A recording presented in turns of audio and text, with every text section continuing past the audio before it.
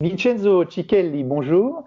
Bonjour. Vous êtes italien, vous êtes maître de conférence à l'Université de Paris et vous êtes également chercheur au CEPED, qui est le Centre Population et Développement, qui est une unité de recherche mixte en sciences humaines, qui est affiliée elle aussi à l'Université de Paris et à l'Institut de recherche pour le développement. Voilà pour votre présentation. Alors, votre sujet d'étude en tant que sociologue, c'est la jeunesse en général, hein, les mobilisations, la mobilité internationale, les consommations culturelles. Alors, ce qui m'intéresse beaucoup, c'est que vous voyez le tout dans une perspective cosmopolite. Et c'est le mot-clé aujourd'hui. Et c'est la première question que j'aimerais vous poser. Qu'est-ce qu'il faut comprendre par cette notion de cosmopolitisme? Et je ne sais pas si vous serez d'accord avec moi, mais j'ai le sentiment que cette notion ne s'impose pas vraiment dans le débat public. Et quand c'est le cas, sous la plume, disons, de journalistes ou d'élus, ça l'est souvent d'ailleurs dans une perspective assez négative, puisque j'ai le sentiment que ce mot a été largement instrumentalisé par les milieux souverainistes ou nationalistes, pour faire vite, qui opère une confusion assez troublante parfois et délétère d'ailleurs entre le multiculturalisme et le cosmopolitisme, tout ceci étant véhiculé par la mondialisation ou l'européanisation qui serait en fait une mondialisation au petit pied, et c'est perçu comme une menace puisque ce serait la cohésion sociale qui serait menacée d'un côté, parce que le cosmopolitisme serait réservé aux élites sociales, et ce serait aussi la cohésion culturelle ou identitaire. Or, ceci est mauvais de leur point de vue, évidemment, puisque l'État-nation repose justement sur une forme de plus grande homogénéité en termes identitaires. Alors voilà, c'est un peu le sentiment que j'ai de l'appréciation qu'on a de cette notion. Je m'abuse peut-être, et j'aimerais vous entendre. Qu'est-ce qu'il faut comprendre par cosmopolitisme? Écoute, effectivement, il n'a pas bonne presse, le cosmopolitisme. Peut-être n'a-t-il jamais eu de bonne presse, notamment dans les milieux souverainistes, comme vous l'évoquiez, nationalistes, puisque c'est le mot que j'utilise, même si souverainiste, ça fait plus chic maintenant, c'est un euphémisme. Utilisons le mot, pour moi, qui est le plus simple, c'est nationalisme, qui est par ailleurs, on le comprend bien, le plus grand ennemi du cosmopolitisme. Mais pas seulement les nationalistes. Le problème du cosmopolitisme, c'est qu'il est souvent assimilé à une idéologie, et notamment l'idéologie de l'élite globale, de la grande finance, par exemple, de ceux qui tiennent le monde, des tout-puissants qui écrasent les tout-petits. Et donc, c'est le luxe de ceux qui peuvent se payer des voyages, ceux qui ont des enfants qui font des études à l'étranger, ceux qui peuvent ne pas appartenir à la nation parce qu'ils ont tous les moyens de bouger dans le monde global avec aisance. Bon, c'est ça l'idée. Alors, pour le coup, le cosmopolitisme est totalement discrédité. Alors, le problème, c'est que cette vision négative du cosmopolitisme est à la fois récente et ancienne. Elle est récente parce qu'elle a été activée par, les grandes poussées vers la globalisation, les poussées les plus récentes, parce que la globalisation est un phénomène extrêmement ancien. Mais disons, la globalisation, celle dont on voit les conséquences immédiates, c'est-à-dire la globalisation de type financier, la finance globale. Et cette vision négative, donc, est portée par quelque part cette globalisation parce que effectivement, elle nous paraît une machine quelque part à écraser, à fermer le monde et à l'ouvrir au détriment des plus faibles. Parce que forcément, les plus faibles qui ont été protégés par l'État-nation, par l'État-providence pendant quelque temps, aujourd'hui subiraient l'impact de cette grande ouverture. Mais en réalité, tout d'abord, le cosmopolitisme est infiniment plus ancien que ce que nous disons, et en plus, il ne correspond pas tout à fait à ça. Bon, alors, sur le premier point, c'est sans doute le plus ancien rêve de l'humanité. Quelque part, on n'est pas en paradoxe près, on le verra. Mais le cosmopolitisme, ce qui est le plus paradoxal, c'est qu'il n'a jamais eu de soutien, de support institutionnel, comme ça a pu l'être pour les grandes religions. C'est une idée pure, c'est l'idée que un individu est né quelque part, mais il est citoyen du monde. Et déjà, le mot cosmopolite, c'est un oxymore, parce qu'il contient deux mots qui sont opposés depuis la naissance, depuis que Diogène dit cosmopolites, puisque les Grecs utilisent le mot cosmopolite et pas cosmopolitisme. Cosmopolitisme, c'est venu après. Dès qu'il utilise cette expression, il invente quelque chose d'extraordinaire pour son époque, parce que le citoyen grec est d'abord un habitant d'une polis, d'une ville, et il a un adjudant, Cosmos, il met quelque chose ensemble qui ne devait pas aller ensemble. Alors, dans cette idée, il y a une double matrice. C'est l'idée qu'indépendamment de l'endroit où je suis né, j'appartiens d'abord à quelque chose qui est au-delà, qui est supérieur. À l'époque de Diogène et des Grecs, c'était le monde connu, l'écumène. Donc, c'est quelque chose qui était relativement petit par rapport au monde d'aujourd'hui. Aujourd'hui, si on voulait continuer dans cette perspective, ça pourrait être la Terre tout entière, le globe. Ce qui me laisse déjà dire que la globalisation pourrait être aussi une chance pour le cosmopolitisme, mais nous y reviendrons. Donc ça, c'est le premier point, c'est un acte impérieux de la volonté personnelle de dire que j'ai sans doute un lien avec ceux qui m'entourent, parce que je suis né en Italie en 1970, à l'Italie du Sud, et je suis déterminé par ça. Je suis quelqu'un qui, donc, du fait même d'être né à un moment donné, à une période donnée, dans une situation, est surdéterminé par ça. Mais, en dépit de ceci, je ne suis pas 100% italien. Je ne suis pas 100% italien du Sud. Je ne suis pas 100% homme, par ailleurs. J'ai quelque chose à moi, un quantum, qui fait que cette particule de moi peut appartenir à un ensemble plus large.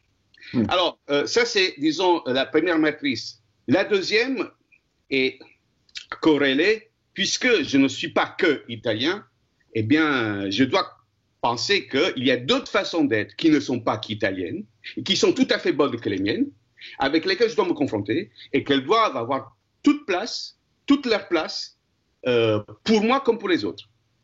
Alors, ces deux dimensions, c'est-à-dire la curiosité pour les autres et l'appartenance à quelque chose de plus grand que le petit monde dans lequel je suis, fait que le cosmopolitisme est à la fois très fort, très séduisant, mais extrêmement faible. Ce qui explique qu'il a connu des cycles. Ça fait 25 siècles que l'Europe a inventé, par l'héritage grec, le cosmopolitisme, mais en fait, comme c'est une idée pure, il a fallu que dans certaines situations historiques, elle puisse se développer, et dans d'autres, en revanche, où elle a plutôt décliné. Alors, ce qui est extraordinaire, c'est que ça tient encore. Mais nous avons des hauts et des bas. Alors, les hauts, c'est sans doute à l'apogée des empires. C'est-à-dire, de facto, le cosmopolitisme ne peut s'épanouir que dans une situation, dans une institution politique supranationale. Le pire ennemi du cosmopolitisme, c'est la nation, attention, et le nationalisme. Et c'est pour ça que ça disparaît plutôt dans les moments de grande construction des États-nations, enfin disparaître, mis de côté en tout cas, ou à la fin des empires, par exemple après l'Empire romain. Donc d'abord l'Empire romain était un empire véritablement cosmopolite. Rome est une ville cosmopolite. Sans aucune nostalgie, on n'a pas le temps, mais tout de même, pensons à deux éléments qui sont extrêmement séduisants. À Rome, le Panthéon romain permettait à tout dieu de l'Empire d'être vénéré. Après 212, grâce à Caracal, à l'édit de Caracal, tout citoyen romain peut prétendre à la citoyenneté romaine. Mais ça existait déjà. Par exemple, Saint Paul peut, dans les Actes des Apôtres, il raconte cette histoire, il échappe à une punition, il devait être jugé par le tribunal sur place, et il demande à être jugé par l'empereur parce qu'il est citoyen romain. Je suis citoyen romain. Il dit ça et le tribun, il arrête de le frapper parce qu'il ne peut pas le faire. Bon, Saint Paul est citoyen romain, donc il a droit à ça. Jésus-Christ n'a pas eu droit à ça, puisqu'il n'était pas citoyen romain. Donc, qu'est-ce que ça veut dire ça? Que de facto, le cosmopolitisme, loin d'être simplement une pure idée, est une praxis inclusive. Ça compris des mondes qui permettent l'intégration. D'abord par la loi. Tout à fait. Les droits humains, la loi universelle et évidemment le respect des autres. Donc c'est le Panthéon, tous les dieux sont respectés, et la loi romaine universelle. Alors, je mets de côté les autres éléments. Évidemment, le mot même cosmopolitisme, dans sa racine, le cosmos en grec veut dire plusieurs choses. Mais je pense que le plus intéressant, c'est l'une de ces acceptions, c'est-à-dire celle qui est traduite par univers en latin, c'est l'univers. C'est quelque chose de large. Alors, aujourd'hui, évidemment, cette idée du cosmopolitisme a pu revenir en force grâce à la globalisation. Voilà. Pour la première fois dans l'histoire de l'humanité, nous avons eu la possibilité de voir l'idée cosmopolite s'épanouir indépendamment de toute structure politique. Par exemple, en dehors des empires. Simplement parce que on a cru comprendre que le monde allait vers plus d'inclusion. Je ne dis pas unité, parce que c'est très difficile d'imaginer l'unité politique du monde. Et sans doute, c'est plus une dystopie qu'une utopie. Un monde unifié sur le plan politique, pourrait être extrêmement dangereux. Tout à fait. Mais en revanche, l'idée que la globalisation pouvait fournir aux êtres humains la possibilité d'une plus grande inclusion, un désenclavement à l'échelle de la planète, a pu laisser croire que le cosmopolitisme, quasi mécaniquement, allait devenir quelque part le style de vie de tous les individus dans leur comportement, dans leur consommation, dans leur mobilité, et aussi la référence conceptuelle, j'utilise pas le mot biologie, mais en tout cas, la conception du monde, voilà, la vision du monde des individus. Alors, la première est sans doute plus vraie, c'est-à-dire que quelque part, à cause des plus grandes mobilités, des diasporas, des consommations culturelles et tout ce qui fait la mondialisation, la globalisation, c'est vrai que les individus n'ont jamais été aussi cosmopolites, mais la deuxième matrice, c'est-à-dire est-ce qu'ils ont une vision du monde cosmopolite, ça, c'est beaucoup plus compliqué et ça mérite discussion. Alors justement, merci. C'est très intéressant de comprendre que cette notion de cosmopolitisme, évidemment, est héritée du passé, comme la mondialisation elle-même. Vous évoquiez l'Empire romain, mais en fait, il y avait une forme de mondialisation déjà à l'époque. Et à ce propos, d'ailleurs, vous me direz si vous en êtes d'accord, c'est intéressant, parce que vous prenez l'exemple des citoyens, on entend cette machine à fabriquer des citoyens extraordinaires qui est très cosmopolite, justement, qui est l'Empire romain. Il y a des empereurs romains eux-mêmes qui étaient, de toute façon, qui venaient de provinces très éloignées. Il y a eu des empereurs romains berbères, etc. Alors, je voudrais qu'on s'arrête un instant sur cette notion de mondialisation et en se focalisant sur la question de la jeunesse. On a le sentiment justement aujourd'hui que la mondialisation, d'une certaine façon, s'accélère, en grande partie grâce à Internet. Donc il y a une forme de mondialisation culturelle et que les jeunes, notamment, en sont très certainement, même à la génération qui est la nôtre, les plus jeunes par rapport à nous, ceux qui ont l'âge d'être nos enfants, semblent d'une certaine façon plus perméables à ces apports qui viennent de l'extérieur, notamment parce qu'ils sont plus exposés à Internet.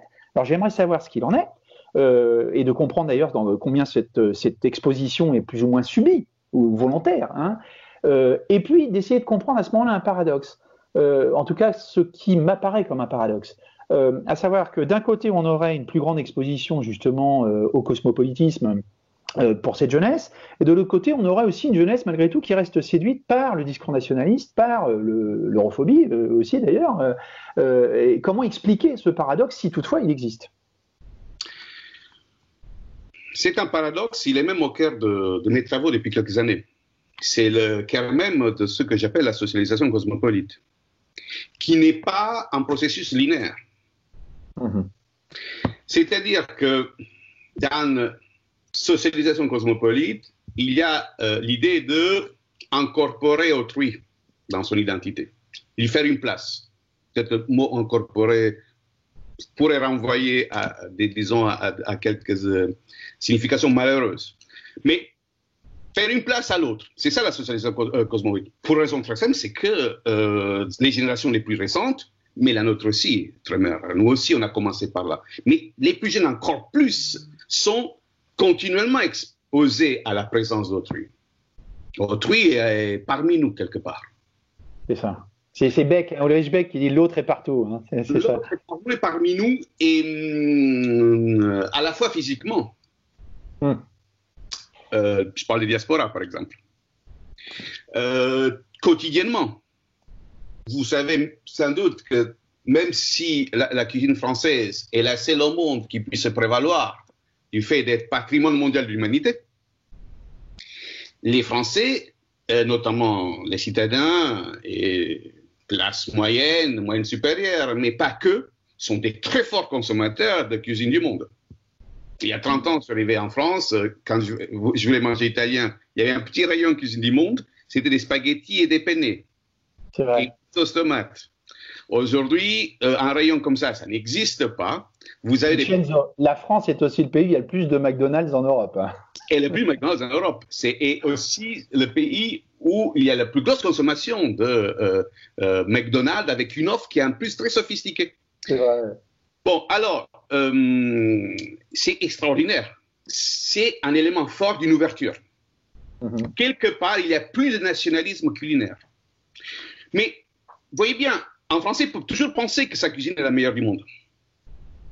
Quelque part. Il n'est pas obligé de ne pas le penser.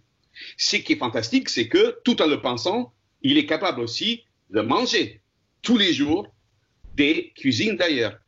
La France est le pays où on mange le plus de sushi après le Japon. C'est extraordinaire. Alors, ça, ce paradoxe que vous voyez dans la cuisine, ça existe aussi pour le reste. Puisque notre jeunesse est exposée à autrui, elle est obligée de faire avec, de composer. Alors, elle peut être ouverte sur le plan esthétique. Elle peut être ouverte sur le plan culturel. Mais elle peut être ouverte aussi sur le plan éthique et politique. C'est très important de distinguer ces 4 points. Sinon, c'est très facile de dire qu'il n'y a pas de cosmopolitisme. D'accord. Ou au contraire, que pour être cosmopolite, il faut être les 4 à la fois. C'est-à-dire, imaginez que Vincenzo se déclare cosmopolite parce que, sur le plan esthétique, il s'intéresse aux produits qui viennent d'ailleurs. Culturellement, il est ouvert à toutes les cultures du monde. Éthiquement, il soutient qu'il faut être solidaire de tous les êtres humains, indépendamment de leur naissance, de leur religion, de couleur de leur peau, etc., etc. Et politiquement, il est pour un devoir de construction d'une entité supranationale qui puisse accueillir le plus grand nombre d'individus. Alors, si nous partons sur une définition du cosmopolitisme et du cosmopolite plutôt, aussi forte, puissante, tout le monde n'est pas cosmopolite. Alors, comment faire? En fait, il faut voir que le monde contemporain a opéré une sorte de divergence, de disjonction. Prenons l'exemple de la jeunesse. D'un point de vue strictement individuel, ils peuvent être très cosmopolites parce que, à la fois, les actes de consommation, les mobilités, les voyages Erasmus, tout ce qui renvoie à une trajectoire personnelle ne demande qu'une carte bleue, des capitaux, des ressources intellectuelles et permettre à l'individu une sorte de Bildung, une construction de soi. Donc, c'est du bénéfice pour l'individu. Mais si vous prenez les 2 autres dimensions, c'est-à-dire l'éthique et la politique, donc ce qu'on appelle souvent la cosmopolitique en fait, pas le cosmopolitisme. En français, on utilise le mot cosmopolitique, tout comme on utilise plutôt mondialisation pour globalisation. Mais ça, c'est les conventions de langage. Mais prenons l'autre dimension que vous évoquiez un moment, cosmopolitique. Cela demande à un individu non seulement un acte impérieux de sa part, des vertus, c'est-à-dire la vertu, non pas seulement de la curiosité, parce qu'au fond, consommer l'autre, c'est curieux, mais la vertu de la solidarité, l'éthique de l'accueil, de l'hospitalité. C'est très exigeant au niveau de l'individu. C'est donc les autres dimensions du cosmopolitisme demandent des institutions.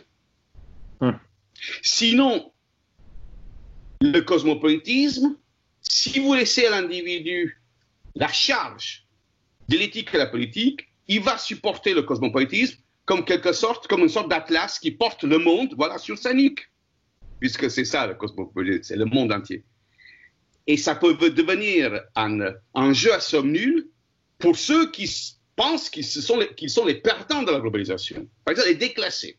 Comment demander à un individu qui est déclassé en termes de trajectoire sociale professionnelle, par exemple, aujourd'hui, qui se pense comme le perdant de la globalisation, d'être cosmopolite sur le plan éthique et politique si les États, l'Union européenne ne met pas en place des politiques qui permettent aux individus de se libérer de ce fardeau. Voilà, donc là vous êtes en train de... C'est la question que je me posais, je m'immisce là, et vous pouvez continuer bien sûr, c'est la question de savoir si à ce moment-là on peut se dire que l'Europe est un projet cosmopolite ou cosmopolitique, exactement. Et comment est-ce qu'on fait pour bâtir véritablement une forme d'unité qui ne soit pas une uniformisation, comme vous le soulignez auparavant, dans la diversité, pour reprendre la devise européenne. C'est la question qui se pose, comment est-ce qu'on fait pour avoir d'une certaine façon des racines et des ailes, alors que, et je termine là-dessus et vous cède la parole, si il y a cette réalité cosmopolite de la jeunesse que vous évoquiez à l'instant, il y a aussi la réalité d'une ouverture à l'autre qui semble être assez largement celle d'une réalité extra-européenne et très souvent américaine d'ailleurs, alors que l'ouverture peut-être des Européens, je prends l'exemple d'un Français ou d'un Italien, à réalité bulgare ou lettonne, est certainement très très inférieure, et que dans le même temps d'ailleurs, la réalité c'est que vous comme moi d'ailleurs Vincenzo, qui sommes l'un comme l'autre, avons grandi dans des pays dont nous sommes ressortissants et vivons dans un autre pays de l'Union européenne, nous ne sommes absolument pas représentatifs puisque c'est genre 4-5% peut-être de la population simplement qui vivent dans cette situation en Europe, alors que l'essentiel des Européens vivent dans le pays qui est le pays qui les a vus grandir. Donc, comment parvenir, et là je vous redonne la parole, vous aviez commencé déjà, à faire en sorte que l'Europe, et d'ailleurs a-t-elle vocation à l'être, soit un projet cosmopolite ou cosmopolitique? Alors, ça c'est une très grande question. Très grande question. Je me permets donc de donner juste quelques éléments. D'abord, je constate qu'on ne parle plus d'Europe cosmopolite. Si vous regardez les publications, par exemple, qui sont toujours un indicateur, parce que c'est vrai que les sociologues, les penseurs, ils ont des temps longs d'écriture, de réflexion, mais c'est vrai aussi que la science, la philosophie, la pensée n'est pas non plus indépendante des situations dans lesquelles on vit. Alors, c'est quand même extraordinaire que, encore au cours de la première décade de ce siècle, on a vu des publications importantes sur l'Europe cosmopolite, le cosmopolitisme européen. Je pense à Beck, Grande, et je pense à Delanty. Voilà, des penseurs, des chercheurs européens qui fièrement ont parlé d'une Europe cosmopolite. C'est fini. Aujourd'hui, il y a très peu de publications qui essaient de traiter de cette question. Bon, alors, ça mérite quand même qu'on y réfléchisse. Tout d'abord, je pense que l'idée de Beck, que par ailleurs j'admire profondément comme penseur, s'est révélée peut-être trompeuse. Sa thèse, c'est au fond que quelque part, le cosmopolitisme, plutôt qu'un acte individuel, est la conséquence d'un mode de fonctionnement plus large, et notamment la société du risque. Quelque part, il a laissé entendre qu'une Europe cosmopolite pouvait naître du fait que l'Europe aurait été confrontée à des crises qui auraient prouvé sa capacité à aller vers une plus grande cosmopolitisation. Alors, si nous regardons les 10 dernières années, un peu plus, 12 dernières années, et les grandes crises qu'ont secoué l'Europe, c'était la crise financière, la crise des subprimes, la crise migratoire syrienne et la pandémie, ce qu'on appelle la Covid, forçait de constater que l'Europe, loin de sortir de ces trois épreuves de façon plus unifiée et plus forte, elle nous paraît affaiblie. Alors, vous n'avez pas le sentiment que c'est le cas avec cette troisième crise, avec celle-ci, justement? La troisième crise, c'est à voir, c'est à voir. Mais sur les deux premières, il est clair que, demandons aux citoyens grecs, aux Italiens, ce que l'Europe a fait, à tort ou à raison, ils peuvent se tromper, attention, je ne suis pas en train de le justifier, mais il faut quand même expliquer comment ça se fait qu'un pays comme l'Italie, vous le savez mieux que moi, qui était europhile, permette le plus europhile d'Europe pendant des décennies. Je vois les Italiens appartenir à l'Europe parce que l'Europe était pour eux la promesse d'une modernité que l'État ne pouvait pas offrir quelque part à une époque. Mais aujourd'hui, ils ne le sont pas. Ils sont eurosceptiques, voire europhobes. Mais leur perception aussi ne correspond absolument pas à la réalité parfois. Ça a été aussi montré par des études sociologiques très intéressantes sur la présence des immigrés, par exemple, dans l'Italie. Tout à fait. Mais c'est un fait qu'en quelques années, ils sont passés de l'un à l'autre. Tout à fait. L'Europe est née pour, quelque part, désamorcer toutes sortes de conflits possibles entre les nations. Ben, sous les cendres de l'Europe de guerre, on a construit quelque chose pour dire ça suffit. Il faut tourner vers un projet de paix. Bon, je constate que les rivalités entre pays européens sont plus importantes aujourd'hui que par le passé. Elles ne débouchent pas sur des conflits armés, bien sûr, mais des rivalités quand même existent. Bon, alors, comment se fait-il? Parce que tout simplement, il me semble que le projet européen est inabouti. Comment voulez-vous être fort quand vous n'avez pas les moyens institutionnels pour pouvoir agir convenablement, pour pouvoir surmonter une crise? Ça, c'est un point. Je peux vous arrêter un instant. Est-ce que vous semblez opérer une relation causale entre les rivalités et qui apporterait la preuve, d'une certaine façon, que le projet n'est pas suffisamment abouti? On pourrait voir les choses exactement l'inverse. Les deux. En disant que justement, parce qu'il est de plus en plus abouti politiquement, il ouvre à des rivalités qui sont des rivalités très constructives. Parce que, et qui dépassent une forme de consensus mou et qui rentrent véritablement dans le dur d'une réhabilité politique qui est tout à fait productive et qui est normale dans un cadre démocratique. On est d'accord. Sauf que c'est toujours la question how far can we go? Jusqu'où peut-on aller? D'accord. Est-il possible de construire une européenne avec des leaders comme Orban ou Salvini? Pour ne citer, disons que les plus connus, mais ce n'est pas les seuls. Je n'ai pas nommé les Autrichiens, je n'ai pas nommé les Hollandais, mais bon, vous voyez. Alors, la question, en fait, qui est très simple, c'est qu'on a pensé l'Europe cosmopolite quand elle était en phase de construction et que nous pensions que le projet allait aboutir quelque part politiquement. Et on a cessé de le faire quand on a vu qu'en revanche, les épreuves qu'elle subissait ne conduisaient pas vers ce but, mais semblaient plutôt donner une voix forte aux projets souverainistes, qui sont, comme vous le savez, différents entre eux, mais qui ont un point commun au moins. Ils sont anti-européens. Quitte après à pouvoir utiliser l'Europe pour leurs fins personnelles, parce que, bon, c'est toujours bien de pouvoir appartenir à l'Europe pour tirer des avantages économiques, par exemple. Alors, je pense qu'en fait, si vous voulez, la grande question est que, c'est ce que je disais tout à l'heure et je me permets de revenir, c'est que tant qu'on aura pensé le cosmopolitisme comme un acte purement individuel, instrumental d'un individu qui est libre et qui est un consommateur ou mobile pour pouvoir construire sa trajectoire, que nous n'aurons pas donné la place nécessaire aux institutions supranationales, je pense que le cosmopolitisme pourra toujours être décrié comme, disons, l'apanage des riches. Et il sera inutile pour l'Europe telle qu'elle est maintenant.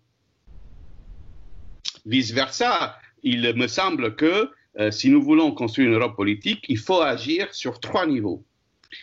Individuel, le niveau national et le niveau supranational communautaire. Individuel parce que on a beau s'ouvrir, mais quand même, nous continuons encore dans les écoles en Europe à construire des petits ressortissants nationaux. Et pas vraiment des citoyens européens.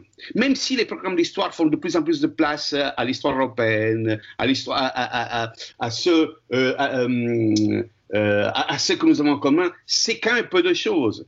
Ce que je veux dire, c'est que nous laissons en fait aux jeunes européens eux-mêmes la possibilité de s'instruire sur les autres, soit en consommant des produits culturels, séries télé par exemple, cinéma, chansons, soit en voyageant. Alors que cela devrait faire partie d'un programme éducatif. J'ai appelé ça avec une collègue, la collègue avec qui je travaille sur les consommations culturelles, sur le cosmopolitisme des consommations culturelles, c'était Sylvie Octobre. Nous avons essayé à penser cela en termes d'éducation cosmopolite, par exemple. Si nous voulons avoir des citoyens cosmopolites, nous ne pouvons pas faire en sorte que leur cosmopolitisme se réduise simplement à la consommation des grandes industries culturelles ou au tourisme, au voyage touristique. D'accord. Voilà. Alors, les individus, éducation cosmopolite. 2. Sur le plan national, pouvoir faire en sorte que la coopération entre les États-nations soit la plus large possible en vue d'une intégration à l'avenir, ça c'est le projet. Qu'après, prenne la forme plutôt fédérale ou pas, je ne suis pas un politiste, je sais que les difficultés sont grandes, mais il est clair que si ce projet doit aujourd'hui, peut-être à cause de la crise que nous venons de traverser, prendre encore plus de place qu'auparavant. Mais à long terme, avec une vision à long terme.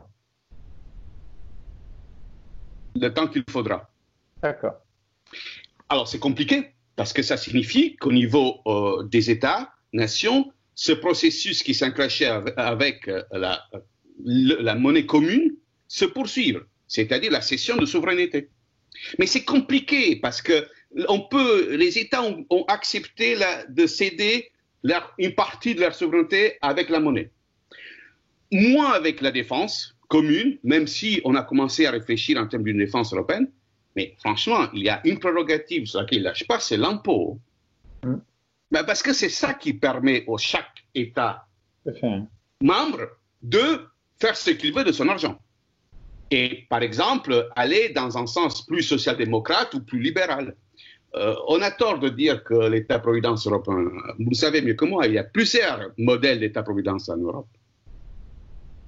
Il n'y a pas que le modèle suédois, ou le modèle grec, ou italien, ou anglais. Il y en a, ils sont différents, il y en a au moins 3 ou 4, et la force de la social-démocratie n'est pas la même partout. Donc c'est grâce, pas simplement à cette conception qu'on peut avoir de la solidarité nationale, mais c'est grâce au monopole de l'impôt que les États continuent de pouvoir mettre en place une politique intérieure. Alors imaginez une Europe dans laquelle par contre il y avait un revenu européen en fait, de solidarité, mais aussi une impôt commune. Donc, no representation without taxation, pour renverser la proposition des colons britanniques. Et donc, un partage, vous disiez céder, c'est peut-être un partage plutôt d'ailleurs de la souveraineté, donc au niveau national. Donc ça, c'est la deuxième étape du plan. Et la partage de souveraineté, parce que si l'Europe n'est pas solidaire, je reprends les mots de Romano Prodi, récemment un grand Européen, à quoi sert l'Europe, quoi? Il faut que les citoyens européens comprennent encore plus ce que l'Europe fait pour eux. Et l'Europe fait beaucoup. Mais l'Europe, souvent, est très silencieuse sur ce que... L'Europe, c'est quand même un mécanisme extraordinaire. D'abord, c'est le seul continent où il y a un rêve de construire une société cosmopolite. C'est le seul. C'est le seul dans lequel le respect des droits humains fait partie de son ADN. Pour ne pas citer d'autres puissances comme la Chine, je ne la cite pas, vous verrez, vous êtes d'accord avec moi, il y a une grande différence. Je ne parle pas des autres. Alors, troisième étape, vous avez dit l'individu, les nations l'Union européenne elle-même. Et qui devient le projet à ce moment-là, cosmopolite. Le projet cosmopolite, c'est-à-dire pouvoir faire quelque chose qui soit de l'ordre du spirituel. C'est l'Europe qui aujourd'hui parle encore, peut-être pas d'une seule voix, mais quand même si, des questions des droits humains, du respect des droits humains. Les autres ne le font pas. Donc, promotion des droits humains, mais pas que ça, parce que si nous continuons à faire que ça, on deviendra un petit club de pays bien pensants et nous subirons les conséquences de la prédation de la part des grandes puissances. Donc, le deuxième élément, c'est que l'Europe devienne un acteur global. Et que ces principes et ces valeurs, donc, en fait, irriguent ces pratiques. Et, oui. Y compris et un impact sur le monde. Je suis d'accord, mais que ces valeurs ne restent pas que des valeurs, qui sont, si vous voulez, montrées, pour dire, nous les Européens, on est pour les droits humains, donc c'est bon pour parfois dire à la Chine qu'on n'est pas d'accord avec la façon dont elle traite ses ressortissants opposants au régime, etc., etc. Si vous voulez, ce qui est extraordinaire, c'est que la pandémie met en évidence, c'est que peut-être sur le plan géopolitique, nous sommes en train d'assister à une sorte de après-guerre. Alors, je ne pense pas que la pandémie, c'est comme la guerre, mais je parle des conséquences. Pour passer d'une hégémonie à une autre, il faut des événements traumatiques, un grand traumatisme. Par exemple, la Seconde Guerre mondiale. Et là, on a vu le passage de témoins entre la Grande-Bretagne et les États-Unis comme pays d'hégémonie. L'hégémonie, c'est-à-dire le fait que les autres font appel à vous pour avoir de la protection. C'est ça l'hégémonie. Ce n'est pas dominé par les armes, c'est que les autres demandent que vous interveniez pour les protéger. Ben, c'est ce que nous avons fait avec les États-Unis pendant longtemps. Nous, les Européens, y compris quand il y avait des choses à régler chez nous. Je parle de l'éclatement de la Yougoslavie. Vous souvenez-vous? Aujourd'hui, qui ferait appel aux États-Unis pour essayer de régler les problèmes de la pandémie? Personne, c'est illusoire. Et pas seulement parce que Trump est là, mais parce que les Américains eux-mêmes s'en sortent très mal.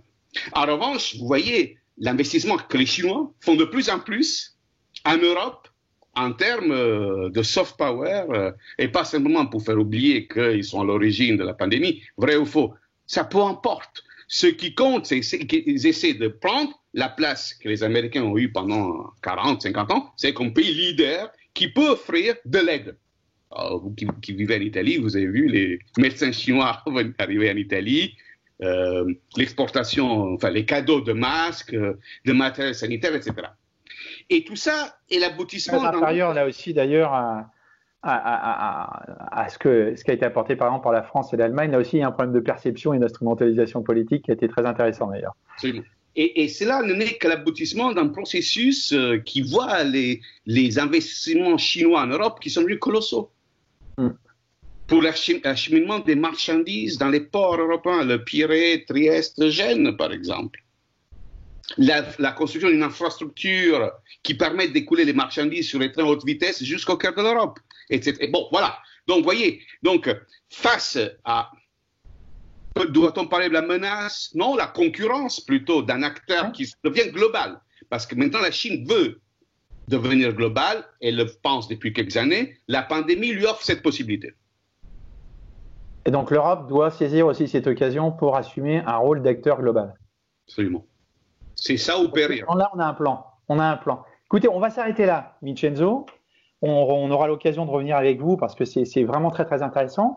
On a compris que vous avez une proposition qui est donc articulée à la fois sur des actions à mener auprès des individus et notamment des jeunes, au travers de l'éducation, au niveau national, dans l'acceptation d'un partage de souveraineté et très certainement sur les questions de la politique fiscale pour doter d'une certaine façon l'Europe d'une souveraineté fiscale, et puis au niveau européen, et ça semble aller dans le sens de ce qu'a annoncé Madame von der Leyen, qui est la présidente de cette nouvelle commission, qui voudrait faire de cette commission une commission géopolitique. Alors nous verrons ce qu'il en est, ce sera l'occasion de revenir sur cette question avec vous.